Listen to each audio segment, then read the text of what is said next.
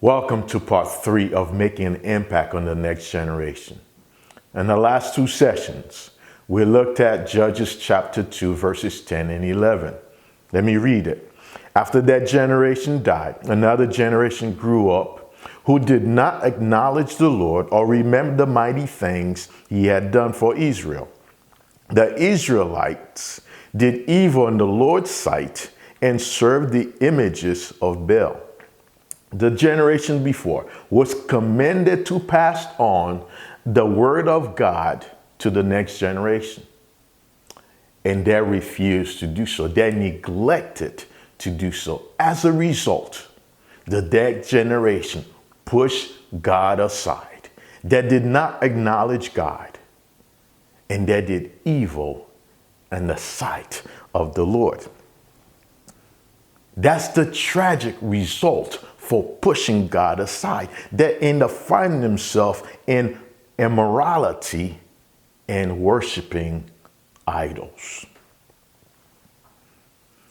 Our primary call as parents, leaders, influencers is to lead, equip, and instruct the next generation in the truth of God.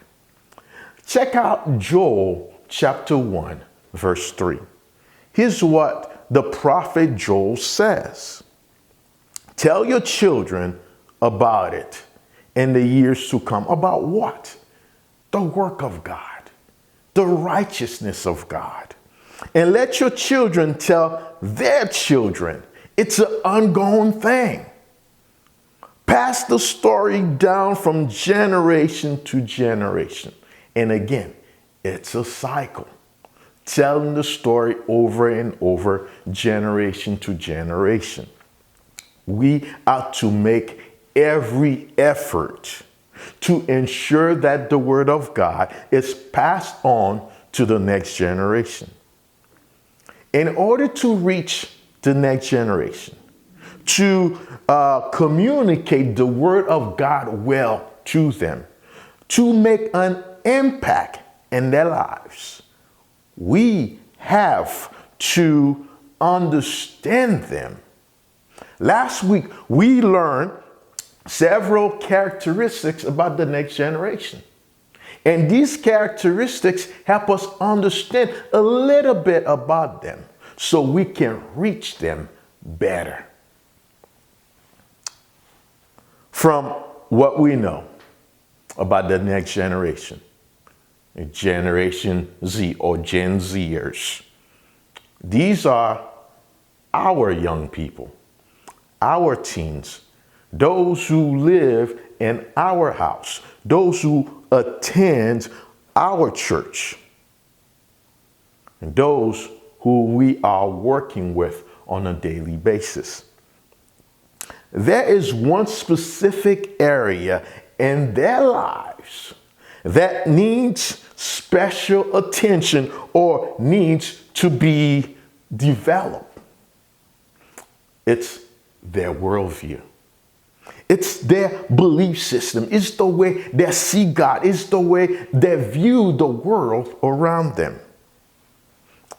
Here's what Jesus said to a group of people who were asking him questions. It's the religious leaders. It's in Matthew chapter 22, verses 37 through 40. Jesus replied to that question. Jesus responded to their questions with this. You must love the Lord your God with all your heart, all your soul, and all your mind. In other words, Jesus said, hey, it's a new concept. It's not really new, but this concept was given to them a long time ago. All right. And Jesus brings that same concept back to them to help them understand this concept of this worldview of that Jesus had. Love the Lord your God with everything that you have. And this is the first and greatest commandment. And the second is equally important. Love your neighbor as yourself. Well, we see Moses took the commandments of God and put it into 10 commandments. And Jesus took the 10 commandments and put it into 2 commandments. And he says this, the entire law of all the demands of the prophets are based on these 2 commandments. Jesus is echoing the commandment of God in Deuteronomy 6. Everything comes down to a relationship with God and others. We were created to be in relationship with God and each other. Well, there are consequences when we fail to obey these 2 commandments. When we look in our world or our young people, we are dealing with the issue of identity. And we are constantly asking questions. Who am I? What is my purpose in life? Do I belong? The answers to these questions are tied to a relationship with God. So when we push God out of the way, we cannot truly answer these questions.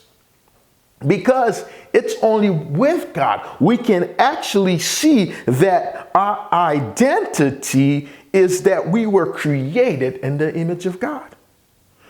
So we can see our purpose in life is to know God, serve God, and make God known to those around us. It's only with God that we can see that we are a child of God and we belong in the family of God because of the work of Christ on the cross. Again, we cannot answer the questions of identity outside of God. Remember, when there is no God, each individual becomes the highest authority. Therefore, a person's identity is then found in what each individual person creates it to be. Then we create a vacuum. We create a hole. We call it the relationship hole. And this vacuum must be filled. And we end up filling this vacuum with counterfeit gods. These counterfeit gods are fighting and competing for our hearts and the hearts of our young people. How can we help our kids, our young people, develop a biblical worldview? And how can we pass on the word of God to them? Here are some practical ways. First, enter their world. In other words, find a common ground, or something that your two could do together. I missed an opportunity to do that with my son. When my son was in 11th grade, he used to play video games, and I'm not into video games. So what we did, we put the games in our computer, we monitor what games he played and the amount of time he spent playing the games. All that were good, but here's the point. Here's the opportunity that I missed. Instead of monitoring that hour he spent, I could spend that hour playing with him. See, here's what I learned. When you enter their world, something happened. The wall is down. Their guard is down. Conversation started. Pure conversation. You get to know each other.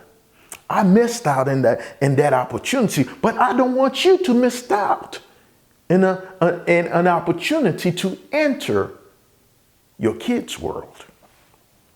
The second, be a good listener. This one, you got to be present. And I'm going to ask you to do something crazy.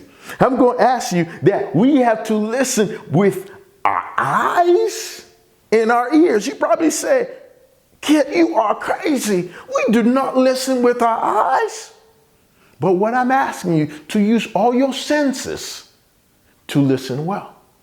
Because there's something that you're going to see and something that you're going to hear, and these two do not match.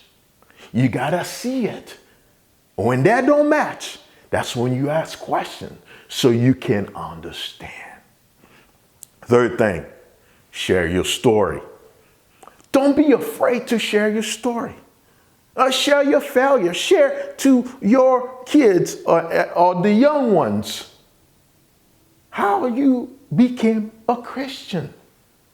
They want to hear your story. Don't be afraid. Share your story. The fourth thing, be a teacher or a mentor. Lead and teach our young people in the way of the Lord. Because when we're going to use the time that we spend with them to hang out with them and also to teach them the way of the Lord, great things happen. When we enter their world, when we are a good listener, when we are sharing our story, or when we are a teacher to them, we help develop their hearts to desire a relationship with God. And we equip their minds to a biblical worldview. Parents, leaders, and influencers, if we do not equip our kids or this generation or this group of young people with a biblical worldview, they will unconsciously lean and become attracted to the ideas of today's culture. Let us do our due diligence to ensure that this group of young people develop a biblical worldview and that the Word of God is passed on to them.